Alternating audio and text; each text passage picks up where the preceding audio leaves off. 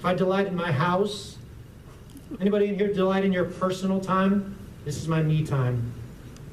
Don't touch it. Some of you don't have any clue what that is because you have so many kids. What's that? If I delight in my personal time or the praise and gratitude of people, how many of us are always looking for somebody to say thank you to us, to see what you did, to appreciate what I'm doing? Guess what? If you're always waiting for that, if that's your delight, you're going to be let down. Because people, even God-fearing Christian brothers and sisters in Christ, stink at giving gratitude to one another. I'm at the top of the list. If wealth is what you delight in, if social status or the appearance of social status, the appearance of power or wealth or righteousness, if security or peace and quiet, or if fun is your delight, pleasure is your delight, if this fleshly existence, this life is your delight, if the kindness and love of people is your delight, you're going to be miserably let down. You ever let somebody down because you had a bad day? You ever let somebody who delights in you down because you just felt bad, or you just were, something happened and they didn't know what happened and you snapped at them? If I delight in the love of people, if I delight in my reputation, my glory, if I delight in my name, my degrees, my accolades, my awards, my records, my health, my strength, guess what? I'm vulnerable. If I delight in these things, if I delight in my wife above the Lord my God, if I delight in my kids above the Lord my God, I'm vulnerable. I am open to temptation. I am open to disappointment. I am open to envying. Why is that? Because of when my ruby red squirt runs out, and I look at my friend over there, and my daughter over there who has a ruby red squirt, and it's full, I'm going, That's a lie. I'm getting jealous. Because I delight in that ruby red squirt. Now, that's a stupid example, but you know what I'm talking about, right? I'm open to envying. I'm open. If I delight in anyone but the Lord, who's inexhaustible, I'm open to threats, to fear, to anxiety, and all the other stuff that comes along with it. But if my delight is in the Lord, if my joy is in the Lord, I'm protected. To rejoice in the Lord, to delight in the Lord is a safeguard. To delight in the Lord is a healthy contentment. It leads to a healthy contentment, like we read in those latter chapters of chapter 4. I know you guys are going, man, he spent a lot of time, and it's 3:20 right now, what the heck? But the promise is easy. The promise is simple. The promise is not complicated. If you understand the command, the promise flows right along with it.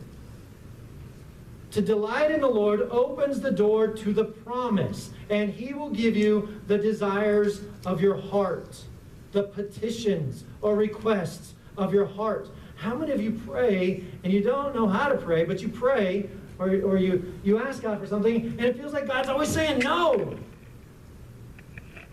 Like, no. Well, Lord, I want this. No.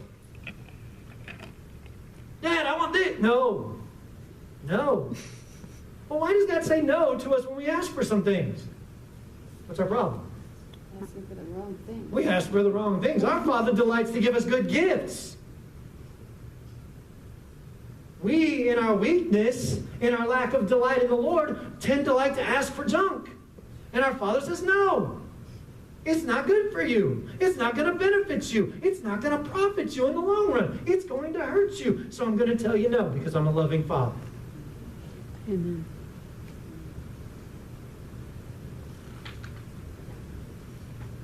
He will give you the desires of your heart. Charles Haddon Spurgeon put it this way. If you don't know who that is, that's just an old preacher guy that was a really good preacher. Charles Haddon Spurgeon wrote this. He said, men who delight in God desire or ask for nothing but what will please God. Hence, it is safe to give them carte blanche. Now, that's a scary thought.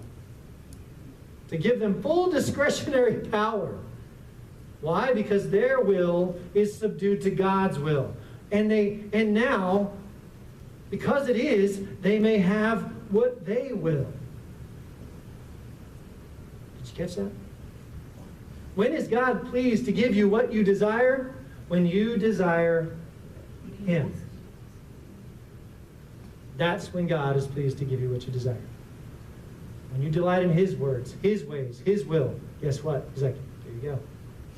It's all yours. Why will He give the heart that delights in Him what it desires? Because such a heart is His, and it's set on Him and the things of Him. Because such a heart is illuminated to the true value. It's enlightened to the true value of God, who is truly valuable. And our Father, in His goodness, delights to give His children the most valuable gifts, the greatest treasures to those who ask Him. He delights to give what we desire when we delight in Him, because such a heart is satisfied only by Him. Brothers and sisters, if you want God to stop saying no to you, think about this. If you want God to stop saying no to you, then start delighting in Him and start asking Him for the good gifts that He says He wants you to have. Now, you may go, well, I don't know what those good gifts are. Now, if you don't know what those good gifts are, then start seeking Him like one who truly delights in Him. And as you do that, you'll get to know Him. And He'll make those things apparent and obvious to you. And knowing Him, you'll learn to request good things because He'll show you what those good things are. Now, I'll be honest with you. As I get to know you guys and as I spend time with you guys and I hear you pray, I go, wow, you guys are starting to get it. I hear requests that in those requests, I hear the word of truth being offered right back up to God, and I go, whoa, watch out. It's going to be good. It's going to be real good. Conclude with this verse from Philippians 4. Rejoice in the Lord always. Again, I will say, rejoice. Delight yourself in the Lord. Be anxious for nothing, but in everything by prayer and supplication with thanksgiving. Let your requests, let your desires be made known to God, and the peace of God, which surpasses all comprehension, shall guard your hearts, guard them from envy, and your minds in Christ Jesus. Pray with me. Father, thank you so much